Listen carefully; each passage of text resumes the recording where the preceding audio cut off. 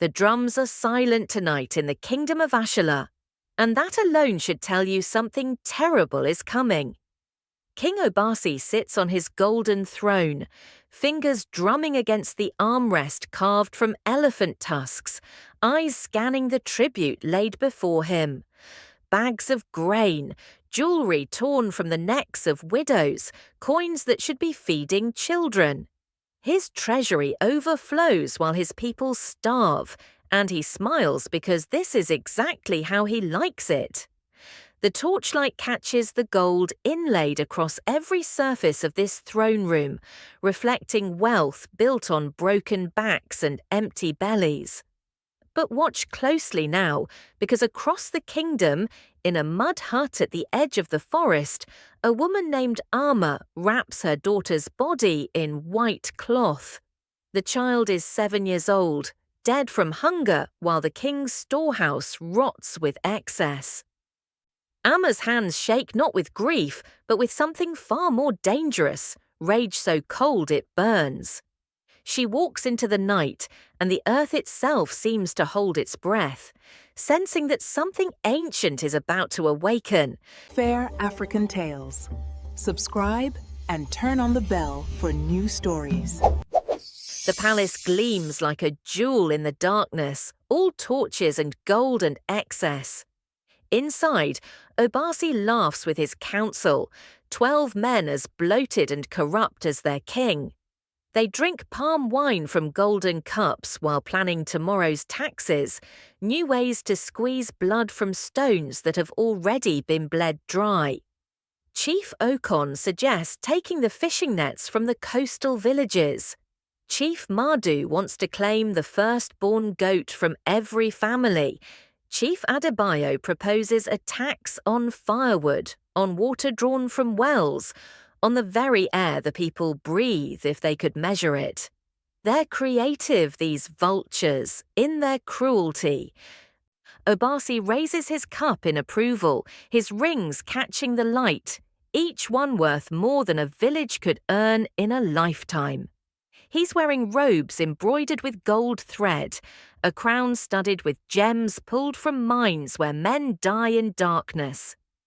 Everything about him screams excess, indulgence, a man who's forgotten that kingdoms are built on people, not gold. His laughter booms through the chamber when Chief Okon makes a joke about a farmer who offered his daughter as payment for taxes he couldn't afford. The council finds this hilarious. These men who've never known hunger, never felt the desperation of watching your children waste away. The doors slam open suddenly. A wind rushes through that carries no breeze, and the torches flicker though there's no draught. The king's laughter dies in his throat. Something is wrong, deeply wrong, but he sees nothing, no intruder, no threat. The doors close themselves, and his guards outside don't even notice. They're laughing, sharing stories, completely unaware that something has entered the palace, something older than their swords and spears. Watch Amma now as she stands in the throne room, invisible to their eyes. The old magic runs in her blood, the ancient kind that existed before kingdoms and crowns, when the land itself chose who was worthy. Her grandmother taught her the words, warned her never to use them unless the cause was just. Tonight, the cause couldn't be more just. Her lips move silently, calling to something that sleeps beneath the palace foundations, something that's been waiting for this moment for generations.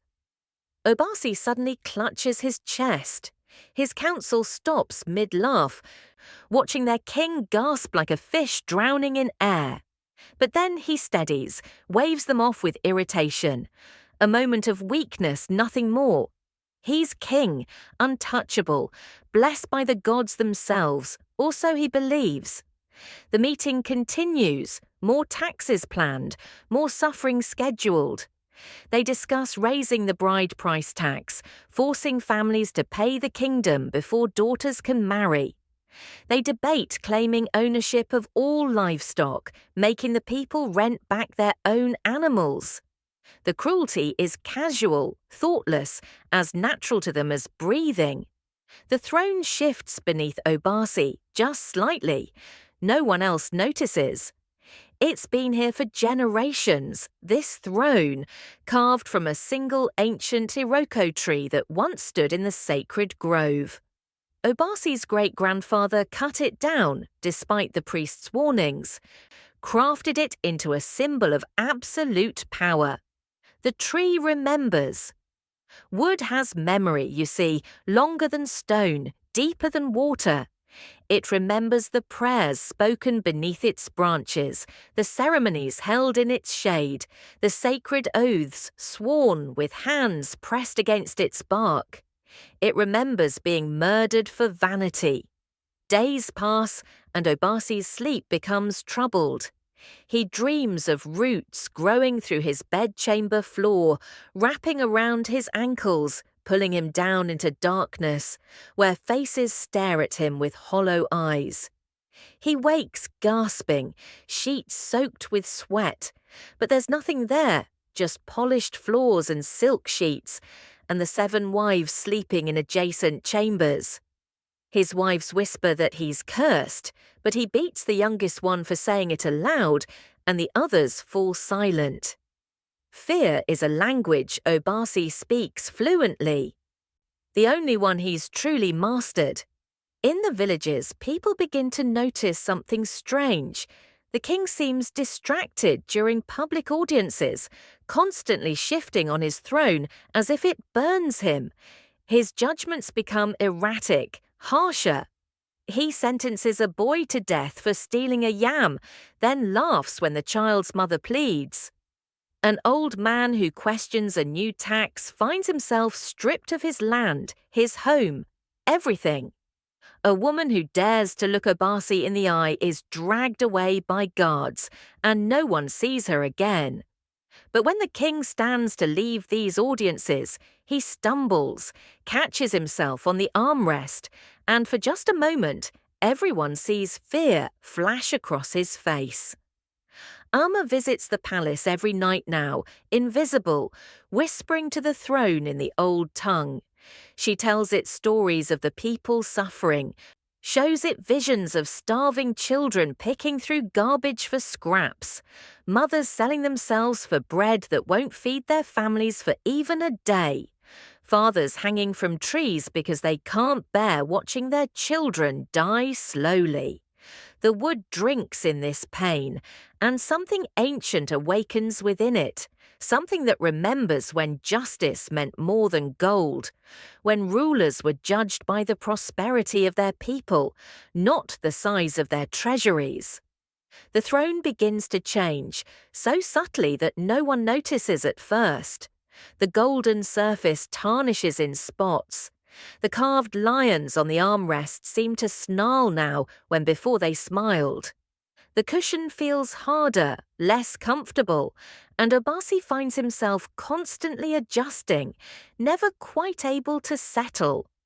His back aches, his legs cramp, but his physicians find nothing wrong. They prescribe herbs and rituals, sacrifices to angry gods, expensive ceremonies that drain more gold from the treasury. Nothing helps because this isn't a curse from the gods. This is justice from the earth itself, from the tree that should still be standing in the sacred grove. Chief Okon comes to Obasi one morning with concerning news. The granaries are reporting losses, sacks of grain disappearing, though the doors remain locked and guarded. Obasi orders the guards executed for theft, watches them die without emotion, but the disappearances continue. What he doesn't know is that Amma and others like her, mothers who've lost children, fathers who've buried wives, elderly who've watched their grandchildren starve. They're using the old paths, the hidden ways beneath the palace, redistributing what was stolen. The throne is helping them now, showing them passages that haven't been used in centuries, opening doors that should be sealed, dimming torches so guards look the other way. The king calls an emergency meeting of his council, demands answers, solutions, threatens to execute everyone if this continues. As they gather in the throne room, something unprecedented happens. The throne creaks, a sound like bone breaking, like wood screaming, and Obasi leaps up as if stung. There, on the seat where he just sat, a dark stain spreads across the gold, red as blood, warm as fresh wounds, pooling and dripping onto the floor. The council members step back, fear written across their faces.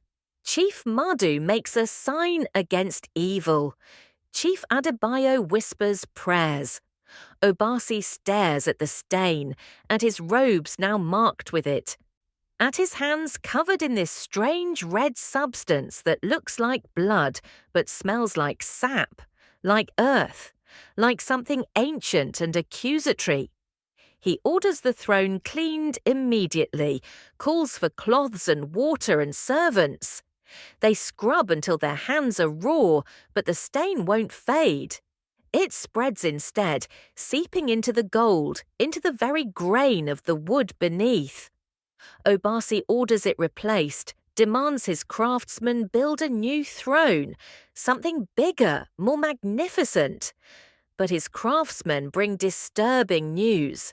The wood is changing, growing, spreading roots that dig into the palace floor like fingers clutching stone. They can't move it. They can't even touch it without their hands burning. One man tries anyway, determined to please his king, and falls back screaming, his palm blistered as if he'd grabbed hot coals. The flesh bubbles and chars, and he'll carry the scar for the rest of his life.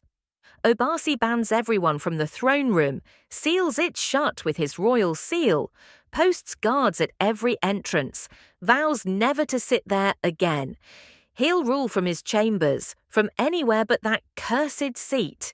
He has a temporary throne built in a different hall, demands it be more opulent than the original.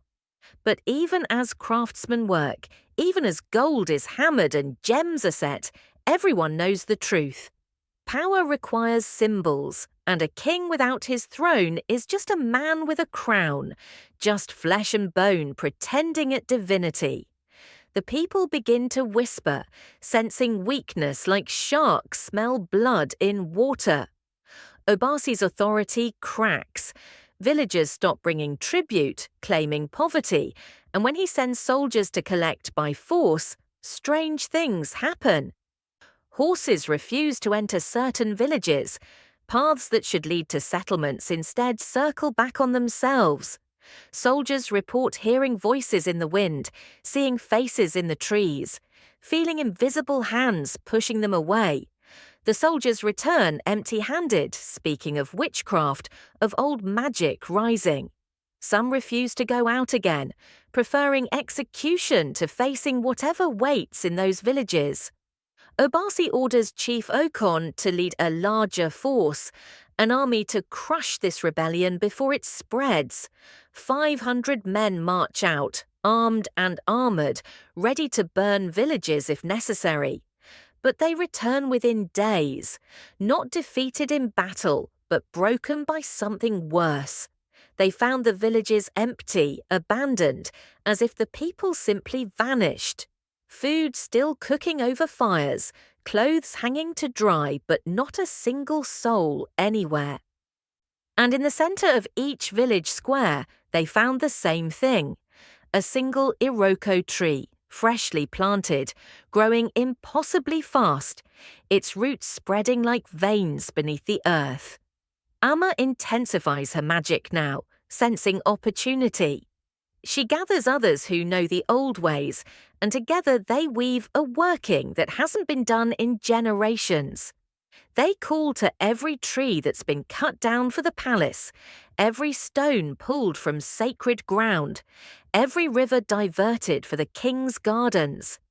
They ask these things to remember, to rise, to reclaim what was taken. The response is immediate and terrifying. Cracks appear in the palace walls. The gardens wither overnight. The diverted rivers change course, flooding the lower levels. Obasi wakes one night to find his chamber filling with mist. Not natural fog, but something thick and alive, carrying whispers in languages he doesn't understand, ancient tongues spoken before his kingdom existed. He runs to his doors, but they won't open. His guards bang from the other side, but it's as if the palace itself has sealed him in, decided he needs to face this alone. The mist parts, and he sees his throne there in his chamber, though it should be locked away floors below, behind sealed doors and armed guards. It sits waiting, patient, inevitable, bleeding that red sap that pools on his floor. The king backs away, but there's nowhere to go. The throne follows, not moving, but somehow closer with each heartbeat, with each panicked breath. Obasi's back hits the wall, and he slides down, crown falling from his head, rolling across the floor to stop at the throne's base. All pretense of royalty is stripped away. He's just a terrified man now, facing judgment he can't buy or threaten his way out of. The throne stops directly before him, and in its grain, in the patterns of the wood, he sees faces. Thousands of them, everyone who suffered under his reign, everyone who died while he feasted, everyone whose lives were ground to dust for his comfort. He sees the boy he executed for stealing a yam, the child's eyes still full of confusion about why hunger was a crime. He sees the woman dragged away by his guards, what they did to her before they killed her. He sees the farmer who offered his daughter, the desperation in that father's eyes as he made the unbearable choice. He sees old men who worked themselves to death trying to pay his taxes. He sees infants who never learned to walk because malnutrition twisted their bones. He sees young mothers aged beyond their years by hardship. He sees it all, every single consequence of his greed, and the weight of it crushes him. Now comes the choice, and pay attention because this is where everything changes. A voice speaks from the throne, not loud but undeniable, resonating in Obasi's bones. It asks him a simple question. Will he give back what he's taken? Will he restore what he's destroyed? Will he bleed himself as he's bled his people? Will he understand that a kingdom is not gold and palaces, but the people who live and die under its rule? Obasi's pride wars with his fear. He's king, chosen by birth, by divine right. These people are nothing, less than nothing, born to serve those above them. But the faces in the wood stare at him, and among them he sees his own father, the king before him, and his grandfather, and back through generations. They all look disappointed, ashamed, as if watching a son squander an inheritance meant to be used for good, pervert a responsibility into tyranny. His father, who he remembered as strong and just, now looks at him with such sadness that something breaks inside Obasi's chest. Something breaks in Obasi then, not his spirit, but his stubbornness, the walls he's built around whatever humanity he once possessed. He nods, whispers yes, and the throne seems to sigh with satisfaction. The mist clears, the doors open, and his guards rush in to find their king on the floor, weeping, clutching a crown he no longer wants, looking smaller and older than they've ever seen him. Morning comes, and Obasi does something no one expects. He opens the granaries, all of them, orders the food distributed freely. He releases prisoners, cancels debts, returns land seized for taxes. His council protests, threatens rebellion, calls this madness. When Chief Okon reaches for his sword, declaring he won't stand by while the king destroys everything they've built, the floor opens beneath him. Roots shoot up to wrap around his legs, his waist, pulling him down screaming. The other council members freeze, watching their colleague disappear into the earth, swallowed by the palace itself. The throne has chosen sides, and it's not with the old corruption. Word spreads faster than wildfire. The tyrant king is changing, giving back, making restitution. People don't trust it at first. This has to be a trick, a trap to identify troublemakers. But day after day, Obasi continues, working himself thin, sleeping little, driven by something between redemption and terror. He walks through villages he once bled dry, seeing the damage firsthand. Children flinch when he approaches. Mothers hide their daughters. Men stand ready to die, protecting what little they have left. The hatred in their eyes cuts deeper than any blade. The throne watches from its room, still bleeding that strange red sap, still growing its roots deeper through the palace, through the very foundations of power.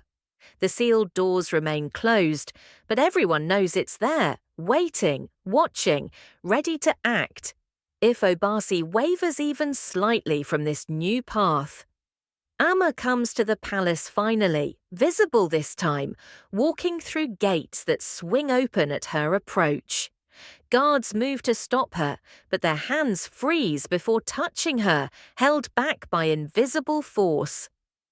She walks through corridors that part for her, past advisors who can only stare, past the remaining council members who shrink against walls. She walks until she stands before Obasi in his chamber.